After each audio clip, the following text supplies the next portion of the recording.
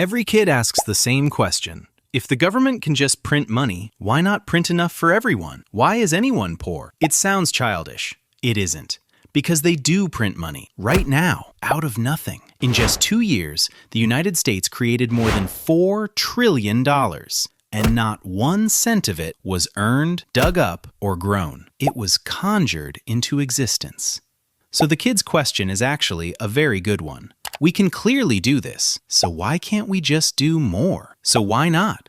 Why not print enough to erase every debt, fund every school, hand everyone $1 million? The answer isn't that it's against the rules. Governments have tried it, more than once. The answer is hidden in what happened when they did, in some of the most frightening numbers human beings have ever written down. Numbers with a wheelbarrow attached. Start with where money actually comes from, because almost everyone gets this wrong.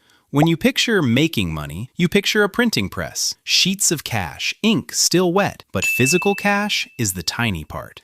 In 2014, the Bank of England published a paper that quietly demolished the textbook. Its finding? Of all the money in the economy, only about 3% is physical notes and coins. The other 97% is just numbers in bank accounts. And here's the part that unsettles people.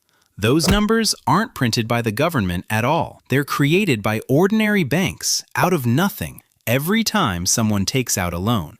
When a bank approves your mortgage, it doesn't dip into a vault of someone else's savings. It simply types the amount into your account. That deposit didn't exist a second earlier. The loan creates the money. The Bank of England said it in plain English. Whenever a bank makes a loan, it creates a matching deposit. Most of the money in your life was born exactly that way, as somebody's debt conjured with a keystroke. And the central bank can do it directly, on a far bigger scale. When it wants to flood the economy, it buys up bonds and pays with money it invents on the spot. There's even a polite name for it: quantitative easing. That's most of how that $4 trillion actually appeared. No printing press anywhere. So money isn't mostly printed. It's typed into existence, constantly, which makes the question sharper, not softer.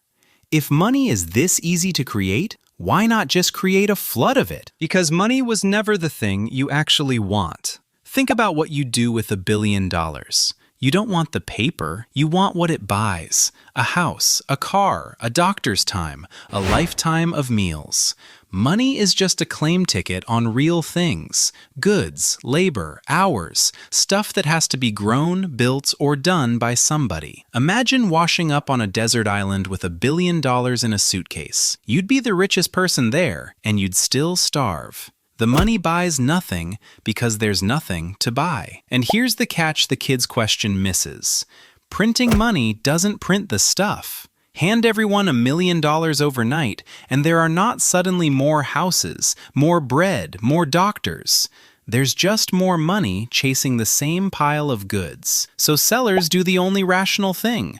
They raise prices until the extra money soaks away. You feel richer for a week. Then the loaf that costs $2 costs $4, and you're standing exactly where you started. Money can't conjure a single extra loaf. It can only change the number on the tag. The economist Milton Friedman gave this its famous line. Inflation, he said, is always and everywhere a monetary phenomenon. Too much money chasing too few goods. Print faster than a country can actually grow, and prices simply rise to match. Worse, the new money doesn't reach everyone at the same moment. By the time it trickles down to you, prices have already moved, and your savings quietly buy less. That's a tax, one nobody voted for. It's even the right word. Inflation comes from the Latin inflare, to blow into, to puff up, like a balloon. And a balloon blown too hard does only one thing. So a little printing is a hidden tax. The real question is, what happens when a country stops printing a little and starts printing a lot? Germany, 1923. Buried under war debts it had to pay in gold, the German government did the tempting thing. It printed. The head of its central bank, Rudolf Hovenstein, ran the presses day and night. At the peak, more than 100 printing firms and dozens of paper mills working around the clock just to make banknotes fast enough. At first, it felt like a solution. Then the balloon popped. Prices didn't rise, they detonated. A loaf of bread that cost about 250 marks in January cost 200 billion marks by the end of the year. That is not a typo, billion. Prices doubled every few days. Workers were paid twice a day and ran to spend it at lunch, because by dinner it bought less. People hauled cash in wheelbarrows, and it's true that the wheelbarrow was sometimes worth more than the money piled inside it. By that November, a single US dollar traded for over 4 trillion German marks. Children built toy houses out of bricks of banknotes. And it fell hardest on the careful people. Anyone who had saved, pensioners, the prudent middle class, watched a lifetime of savings turn to confetti in a matter of months. In restaurants, you could owe more by dessert than the menu quoted when you sat down. The government got exactly what it wished for. It could print unlimited money. The money just stopped meaning anything at all. And here's the quiet horror. This didn't stay back in 1923. It happened again in Zimbabwe. In 2008, the government printed to cover its bills, and prices began doubling about every 24 hours. The economist Steve Hanke measured the peak monthly inflation at 79 billion%. The central bank just kept adding zeros until it printed a single banknote worth $100 trillion. It couldn't buy a bus ticket. In 2009, Zimbabwe gave up and abandoned its own currency entirely. It happened in Venezuela a decade later. Inflation around 80,000% a year. Life savings wiped out. The same print our way out story with the same ending. And the all-time record belongs to Hungary, 1946, where prices doubled roughly every 15 hours, and the largest note ever put into circulation reached 100 quintillion pengu, a 1 followed by 20 zeros. Every one of these countries could print without limit. Every single one ended up with money worth nothing. Which leaves the real mystery of this whole story. If printing trillions destroyed Germany, why didn't America's 4 trillion do the same? Here's the answer almost no one says out loud. Money is not wealth. It's a measurement of wealth, a ruler. And you cannot get richer by lengthening the ruler. When America created $4 trillion, much of it sat parked in banks, or it matched real things people were still making and buying. The new money roughly tracked the real economy, so the ruler mostly held its shape. When Germany and Zimbabwe printed, money raced ahead, while the bread, the factories, the working hands all stood still. The ruler stretched into nonsense.